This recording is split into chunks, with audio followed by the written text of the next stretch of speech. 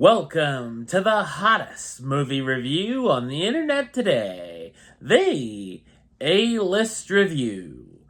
I'm your host, the Game Changer, Wes Troop, and it's time to go back to the theater.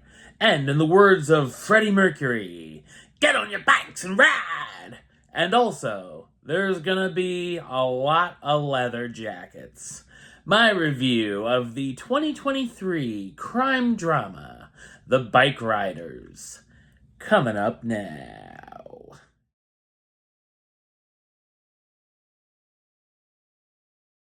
After a chance encounter, headstrong Kathy is drawn to Benny, member of a Midwestern motorcycle club called the Vandals. As the club transforms into a dangerous underworld of violence, Benny must choose between Kathy and his loyalty to the club. So what did I think of The Bikeriders? I thought it's a compelling and enjoyable crime drama. It's based on a photo book of the same name by Danny Lyon about the Outlaws Motorcycle Club. This movie, however, fictionalizes it as the Vandals Motorcycle Club. The film is written and directed by Jeff Nichols, best known for directing films such as Shotgun Stories, Take Shelter, Mud, Midnight Special, and Loving. The film focuses on the Vandals Motorcycle Club from the mid-1960s to 1973 and jumps around back and forth through that period, with it being told from Kathy's perspective as she's being interviewed recounting her time with the Vandals and her relationship with Benny. There's a lot going on with the story, and it certainly can go all over the place.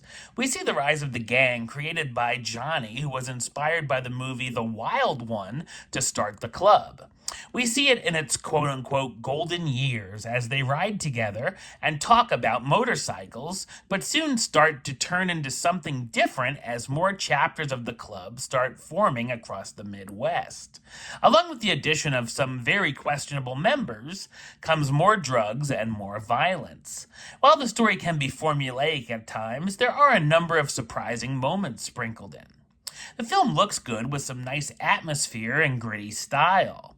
It feels like Nichols is drawing some inspiration from Martin Scorsese with the film's structure, and it has a Goodfellas feel throughout.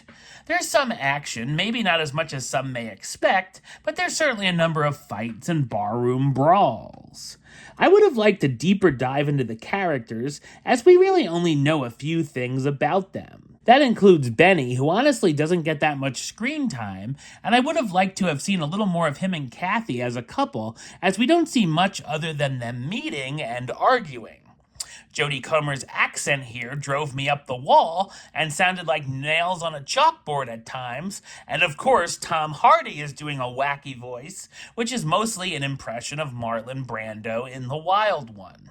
Nice performances from the cast, starring Tom Hardy as Johnny Davis, the leader of the Vandals who has a 9-to-5 job, a wife and 2 kids when not with the club, Austin Butler as Benny Cross, the hot-headed member who seems to be channeling James Dean, Jodie Comer as Kathy Bauer / Cross, Benny's wife who's basically the narrator of these adventures through being interviewed, Mike Feist as Danny Lyon, the photographer and student who travels with and interviews the Vandals, Michael Shannon as Zipco, the unstable member mad that he couldn't go to Vietnam, and Norman Reedus as Funny Sonny, a biker from California with a bad agenda and even worse teeth.